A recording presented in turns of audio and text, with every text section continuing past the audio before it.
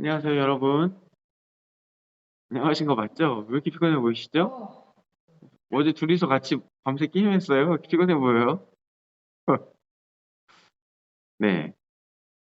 여러분, 고민이 있나요, 지금? 고민, 고민이나 약간 요즘 생각을 많이 하는 거나 화두가 있어요? 있겠죠, 다들? 저, 제가 여러분 때라고 하면 이제 고민이 주로 관계에 대한 거였던 것 같아요. 제가 중학교 때 언제 한번 그걸 느낀 적이 있어요. 외로움이라는 게 나 되게 중요한 문제구나라고 느낀 적이 있어요. 그래서 그때는 그거를 해결하기 위해서 친구들과의 관계를 이제 굉장히 열심히 했어요, 제가. 관계를 유지하기 위해서 열심히 했는데, 그때 핸드폰이 없었어요. 그때 뭐 삐삐 있던 시절인데, 삐삐 갖고 이제 열심히 연락하거나, 그래서 뭐 밤에 나가서 막 공중전화 찾아가서 삐삐 확인하고 다시 들어오고 막 그랬다가, 언제는 이제 부모님 몰래 전화선을 끌어다가 제 방에 전화기를 놨던 기억이 있습니다. 그런 적도 있었고, 근데 이제 그때는 그럼 제 관심사가 관계니까 제 고민이 거의 다 그쪽이었겠죠? 친구와의 관계, 다른 친구와의 관계, 그 관계에서 뭐 살다 보면 부딪힐 때도 있고, 제가 나한테 이렇게 생각하는 것 같을 때도 있고, 기분이 상할 때도 있고, 그런 게 제 고민이었어요. 그러다가 제가 재수를 했는데, 재수할 때부터 제가 연애를 시작했어요. 그래서 20대 때는 주로 연애에 진심이었어요. 제가 연애를 결혼하기 전에 한 10년은 한 것 같은데, 연애하지 않는 기간이 별로 없었다는 얘기죠. 제가 32에 결혼했으니까. 연애하지 않은 기간이 한 2, 3년 되고, 뭐, 한 10년 좀 넘게 연애를 하면서 지냈어요. 근데, 어, 그때, 사실 아까 말한 거랑 같은 맥락이에요. 어쩌면 그 외로움이라는 화두 가운데, 그거를 10대 때는 친구와의 관계, 여러 가지 이제 어떤 교회 친구들하고 관계나 뭐 다른 친구들 관계, 여러 가지 관계를 통해서 해결하려고 했다면 20대 때는 약간 연애를 통해서 그거를 채우려고 했던 것 같아요. 그러다가 뭐 물론 나중에 이제 하나님께서 다뤄주시는 경험들을 하면서 지금은 별로 중요한 화두는 아니에요. 근데 그러다가 이제 군대에 있을 때는 당연히 군 생활이 힘들어요. 누가 나 자꾸 괴롭혀요. 그래서 뭐 군 생활 힘든 것 때문에 그때는 그게 화두였고 고민이었어요. 그러다가 이제 대학교를 졸업했어. 그럼 이제 고민이 뭐겠어? 취업이지. 저는 제가 대학교를 졸업하면 자연스럽게 회사원이 되어 있을 줄 알았어요. 취직이 될 줄 알았어요. 근데 그때쯤에서 제가 취직할 때쯤에서 몇 년 사이에 IMF 그 시대는 아니고요. 서브프라임이라고요. 10년의 차이가 나는데 그때는 아니고요. 네.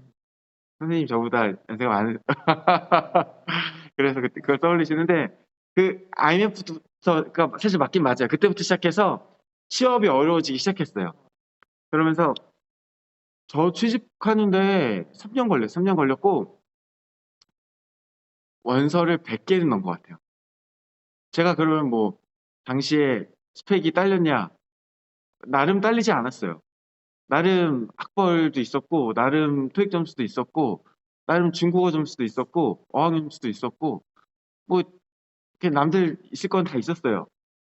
근데도 그랬어요. 그래서 가만히 두고 보면은 대부분 그랬어요, 그때. 지금도 그러는데 대부분이 몇 명 이제 같은 학교에서도 잘난 애들은 물론 금방금방 취직을 했죠. 근데 그래도 한 절반 이상은 저와 같은 길을 걸은 것 같아요. 그때 제 고민이 뭐였겠어요? 맨날 뭐라고 기도했겠어요, 하나님한테? 취직 좀 시켜달라고. 나 왜 안 시켜주냐고. 그땐 그랬어요. 그리고 이제 그러다가 취직을 했어요. 취직을 하고 나서 저는 취직하자마자 결혼했어요. 취직 12년 7월에 했는데 12년 12월에 결혼했어요. 결혼하고 그럼 이제 제 고민과 걱정이 좀 어느 쪽으로 옮겨가겠어요? 가족에 대한 것. 그리고 그 전에 느끼지 못했던 가장으로서의 어떤 책임. 이전에는 여러분 오늘 밤에 어디 가서 잘지 걱정 안 하죠. 집에 가면 밥 있죠, 웬만하면. 없어요? 없으면 엄마한테 해달라 그러면 되잖아. 예. 그, 야, 그럼 네가 하면 되잖아, 그 정도는. 쌀하고 물이 없으면 걱정이지만, 쌀하고 물이 안 돼 있으면 네가 하면 되잖아. 누르면 되잖아. 그래, 바로 갓 지은 밥을 먹을 수 있도록 딱 준비해 놓으셨네. 근데, 이제 나중에 여러분이 결혼하고, 여러분의 가정이 생기면, 이제 만약에 집을 구해야 돼요. 집, 만약에 저 서울에서 원래 그때 지내고 있었는데, 집을 구하려고 주변을 둘러봤어요. 집을 사는 건 생각지도 않았어요. 근데 뭐 전세를 알아봤더니 뻑하니 뭐 원룸 전세가 1억 2천이래. 원룸 전세가 1억 2천이고 뭐 그냥 아파트는 4억 5억이고 빌라 살라 그래도 2억 3억 해. 그럼 뭐 2억 3억 제, 제가 맨 처음에 취직했었거든요. 취직해서 초봉이 3,900이었어요. 몇 년을 모아야 2억을 모으는 거야? 하나도 안 쓰고. 하나도 안 쓰고 5년을 모으면은 할 수 있는 돈이야. 그걸로 어떻게 집을 어떻게 구해? 이게 이제 닥쳐온 현실이었어요.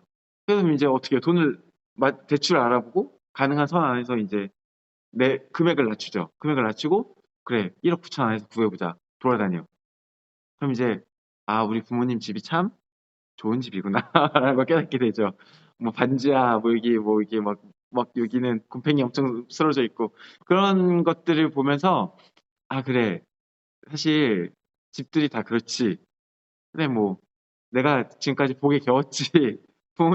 부모님께서 열심히 해서 그냥 나는 뭐 편하게 살았지만 뭐 언제까지 편한 거야? 집 안 편해.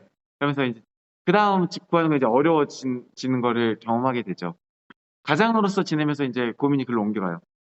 제가 장황하게 제 삶의 얘기를 했는데 제가 하고 싶었던 이야기는 그거예요. 두 가지인데 첫 번째 환경에 따라 그 사람의 고민이 바뀌어요.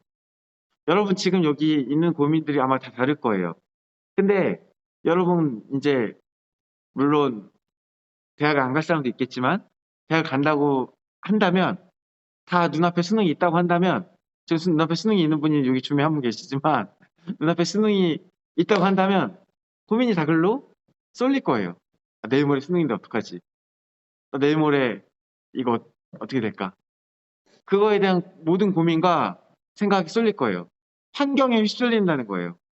그리고 또 하나 이 환경에 휩쓸리는데 우리가 그 환경 가운데 각자 고민이 큰 주제는 같은데 세부 주제 좀 달라져. 왠지 알아요? 각자 생각이 다르기 때문에 그래. 예를 들어서 제가 10대 때는 외로움이 10대 때, 20대 때 화두였다 그랬어요. 10대 때는 어떻게 해결하려고 그랬어? 친구들과의 관계에서 해결하려고 그랬고 20대에는 연애를 통해서 해결하려고 그랬어요. 그러면 당연히 같은 큰 화두가 같아도 세부적인 고민의 내용이 달라지는 거예요. 10대 때는 친구들과 어떻게 잘 지내냐가 고민이었다면 20대 때는 뭐 어떻게 연애를 할까? 어떻게 여자친구가 잘 지낼까? 이런 것들이 화두였던 거예요. 우리가 왜 그러냐면 우리가 결국은 불완전한 우리가 오롯이 혼자 설 수 없는 세상의 환경 가운데 영향을 받는 유한한 사람이기 때문에 그렇고 또 그 가운데 우리 나름의 생각을 가진 사람이기 때문에 그래요. 환경에 휩쓸리는데 그렇다고 우리가 생각이 없는 게 아니야. 이걸 어떻게 하면 해결될 거에 대한 생각이 각자 다 있어. 수능이라고 한다면 누군가는 뭐 이제 각자 가고 싶은 대학에 따라 점수 다를 수도 있겠고 누군가는 뭐 수리 영역은 필요 없고 나는 어디 갈 거니까 무슨 영역만 잘하면 돼 이렇게 할 수도 있겠고 뭐 수능은 좀 더 단순하지만 취직이라고 한다면 나는 또 해외로 갈 거니까 영어를 잘해야 돼 뭐 이런 사람도 있을 거고 나는 뭐 전문직으로 갈 거니까 어떤 기술이 있어야 돼 이런 사람이 있을 거예요. 자기 생각하는 돌파 방법이 달라요. 문제 앞에. 그래서 우리는 각자 이 환경에 휩쓸면서도 각자 또 각자만의 답을 찾게 돼 있어요. 오늘 본문에 등장하는 무리들, 예수님을 쫓는 사람들도 똑같아요. 이 사람들도요, 환경의 영향을 많이 받아요. 그리고 그 속에서 스스로의 생각하는 방법, 어떤 선입견을 각자 가지고 있어요. 우리 오늘 본문이 어떤 내용인지 아까 한번 읽어봤죠? 이 오늘 본문이 지난주 그리고 지지난주 함께 다뤘던 본문인데 오병이어 본문이에요. 살짝 다시 이제 까먹을까 봐 설명을 하자면 예수님께서 자신을 따르는 그 수많은 무리들이 굶주린 걸 보고 불쌍히 여기셨어요. 불쌍히 여기셔서 먹여야겠다 생각을 하셨고 그래서 그들에게 떡을 축사하셔서 나눠주셨어요. 5천 명에 넘는 사람들이 그 떡을 먹었어요. 근데 사실 이때 예수님을 쫓아온 사람들이 원래 예수님한테 어쩌면 그 떡을 기대하고 나왔던 건 아닐지도 몰라요. 왜냐면 그 전에 그들이 예수님한테 떡을 요구한 적이 없거든요. 이 사람들은요, 각자 예수님의 어떤 모습을 보고 나온 거예요. 어떤 사람은 예수님이 병 고치는 거 보고 신기해서 구경하러 나왔고요. 어떤 사람은 이 사람이 메시아라 그러니까 진짜 메시아인지 보러 나왔고, 어떤 사람은 이 사람이 우리를 로마에서 혹시 구원해 줄까 싶어서 나왔어요. 각자의 고민을 가지고 나왔어요. 근데요, 이 모든 사람이 동일하게 갖고 있는 화두가 사실 있었어요. 그게 뭐냐? 먹고 사는 문제였어요. 이건 사실 우리들 모든 인간들의 결국의 화두예요. 지금 부모님이나 뭐 이제 할머니, 할아버지나 우리를 보호해주고 있는 누군가가 있다면, 그러면 보호자가 있다면 당장은 먹고 사는 문제가 화두가 아닐 수 있지만 언젠가 우리가 보호자를 떠나서 스스로 서게 될 때 먹고 사는 문제가 우리에게 다가와요. 이 사람들, 여기 나온 사람들은 다 이미 그걸 다가온 사람들일 거예요. 그 문제에 직면한 사람들일 거예요. 근데 예수님한테 사실 그걸 기대한 건 아니었어요. 예수님이 그 전에 떡을 나눠준다는 소문은 없었거든. 예수님을 따라오면 떡이 생긴다는 얘기는 없었거든. 그래서 그냥 그 화두는 잠깐 내버려 둔 채로 각자의 화두 가지고 나왔어. 근데 예수님이 어느 날 갑자기 떡을 막 나눠주네? 떡이 복사가 되네? 뭐 그냥 예수님 복붙하니까 5천 명이 다 먹었네? 이 사람들이 그 안에 꽁꽁 숨겨놨던 그 화두가 있었던 게 확 올라왔어요. 이 사람들은 지금 식민지 국가의 백성들이에요. 잘 살 수가 없죠? 내가 먹고 사는 게 걱정인데, 어쨌든, 오늘 그걸 잠깐 내버려 두고, 다른 이슈로 왔는데, 여기서 답을 찾았네. 예수님 보니까 떡을 막 복사하네. 나 여기 신하니면 먹고 사는 거 문제 없겠네. 이런 생각을 했을 거예요. 갑자기 이 강력한 경험이 그들 가운데 있는 고민을 떠오르게 만들었어요. 먹고 사는 문제. 그래서 이 사람들이 어떻게 했겠어요? 이 사람들이 어떻게 했어요? 지난주에 얘기를 했는데 15절 말씀 볼까요? 15절. 그러므로 예수께서 그들이 와서 자기를 억지로 붙들어 임금으로 삼으려는 줄 아시고 다시 혼자 산으로 떠나가시니라. 이 사람들이 어떻게 했냐면 예수님한테 내 먹고 사는 문제 해결할 수 있는 답이 있다는 걸 깨닫자 예수님을 잡아서 억지로 임금 삼으려고 했어요. 여기에 이 사람들의 각자 생각한 해결책이 들어간 거예요. 저기에 해결책이 있네. 그럼 어떻게 해결하지? 잡아서 날 위해 떡을 복사해주는 복사 기계를 만들자. 근데 내가 대놓고 복사 기계를 만들려고 하면은 싫어할 것 같아. 어떻게 할까? 임금 삼자. 그러면 좋아할 거 아니야. 임금 삼고서 우리한테 떡을 계속 내놓으라고 하는 거야. 우리가 배고플 때마다 우리를 먹이라고 하는 거야. 지가 우리 임금이 되면 그 정도는 해야지. 이런 생각으로 잡으려고 한 거예요. 스스로의 어떤 해결책을 가지고 나아간 거예요. 예수님이 이 사람들한테 뭐라 그래요? 첫 번째로 나는 너네가 먹고 싶어하는 빵과 떡을 먹이는 게 목표가 아니다. 예수님의 목표는 뭐예요? 6장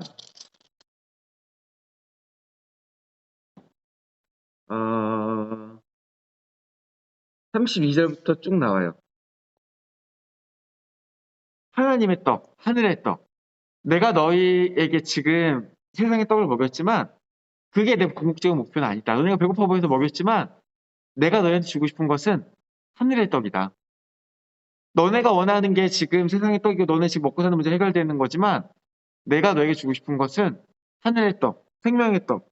이걸 먹으면 영원토록 있는 양식, 영원토록 줄이지도 않고 목마르지도 않게 해주는 그 영원한 양식을 내가 너한테 주고자 한 것이다. 사람들이 어떻게 반응했을까요? 일단 맨 처음에 보면은 이 앞에 본문들 보면은 이 31절 보면은 이 사람들이 모세 얘기를 하면서 모세는 옛날에 우리한테 떡을 줬어 이 얘기를 했어. 그래서 다시 말하면 당신도 우리한테 떡 좀 주세요 얘기를 한 거예요. 그때 예수님께서 그에 대한 대답으로 나는 그게 아니라 하늘의 떡을 줄 거다 이렇게 얘기를 했어요. 그러니까 이 사람들이 그 다음에 그 말을 듣고서 뭐라 그래요? 34절에 그들이 이르되 주여 이 떡을 항상 우리에게 주소서. 이 사람들이 들어보니까 하늘의 떡이 뭔지는 잘 모르겠어. 근데 일단 떡이래. 떡은 떡이야. 떡은 떡이고 가만히 들어보니까 더 좋아 보여. 이걸 한번 먹으면 줄이지도 않고 평생 목마르지 않대. 영원하대. 내가 원하던 건 아니지만 더 좋아 보이네? 알겠어요. 그럼 주세요. 이렇게 얘기를 해요. 그랬더니 예수님께서 뭐라고 말씀하세요? 35절에 예수께서 이르시되 나는 생명의 떡이니 내게 오는 자는 결코 줄이지 아니할 터이요 나를 믿는 자는 영원히 목마르지 아니하리라. 내가 생명의 떡이다 이렇게 얘기하세요. 뭔 소리야 이게 갑자기. 그 떡 달라니까 갑자기 예수님께서 내가 생명의 떡이래요. 사람들이 어떻게 반응해요? 에? 떡 달랬더니 지금 뭐라고 하시는 거예요? 이러면서 41절 42절 봅시다. 자기가 하늘에서 내려온 떡이라 하심으로 유대인들이 예수에 대하여 수근수근거리기 시작해요. 뭔 소리야 떡 달랬더니 자기를 준다는 거야? 어쩌라는 거야? 그러면서 또 뭐라 그래요? 이르되 이는 요셉의 아들 예수가 아니냐. 아니 저 예수 요셉의 아들 아니야? 우리가 요셉 아기 때부터 봤는데 무슨 하늘에서부터 왔대. 뻥치시네. 이렇게 나오는 거예요. 아니 이 사람들이 예수님이 요셉의 아들인 거 몰랐습니까 원래? 원래 알았어요. 원래 알고 있었는데 그 요셉의 아들 예수가 하늘에서 온 떡을 준다 그럴 때는 오케이. 그건 오케이. 근데 본인이 그 떡이래. 그거는 아니야. 아니 이 사람을 그냥 요셉의 아들로 믿었으면 사실 하늘에서 온 떡을 줄 수 있다는 것도 불가능한 거 아닌가요? 이 사람을 그냥 요셉의 아들 평범한 사람으로 믿었다면 이 예수님께서 행하신 그 모든 기적을 믿는 것도 불가능한 거 아닌가요? 근데 그거는 자기가 믿고 싶은 것만 믿고 받아들이지 못하는 것, 자기 생각을 벗어난 것이 나오자 수근거리고 바로 정색해요. 아니 너 요셉의 아들이잖아. 네가 뭔데? 이렇게 나오는 거예요. 결국 이 사람들은요. 스스로의 생각과 방법 안에서 갇혀서 예수님을 믿지 못하는 거예요. 그래서 예수님께서 이번에 뭐라고 말씀하세요? 44절 앞부분이에요. 나를 보내신 아버지께서 이끌지 아니하시면 아무도 내게 올 수 없습니다. 이 말을 들으면 여러분 어떤 생각이 들어요? 아버지의 인도하심이 없으면 아무도 내게 올 수 없다. 하나님 허락하지 않으면 나를 믿을 수 없다. 무슨 생각이 먼저 들어요? 이 사람들이 갑자기 정색하고 안 믿어 예수님을.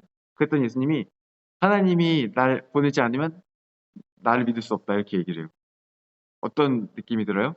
혹시 뭐야 나 하나님께서 보낸 자가 아니라서 나는 못 믿는다는 얘기야? 이렇게 들리지 않을까요? 근데요 그럴 거였으면 예수님께서 이렇게 길게 이야기하지도 않았어요. 너네는 하나님께서 보내신 자가 아니니까 나를 못 믿을 거다. 그럴 거면 이렇게 길게 나는 생명의 떡이다. 나를 믿으면 너희가 영원히 굶주지 않을 것이다. 이렇게 길게 설명하지 않았을 거예요. 예수님 무슨 말씀을 하고 싶으신 거예요?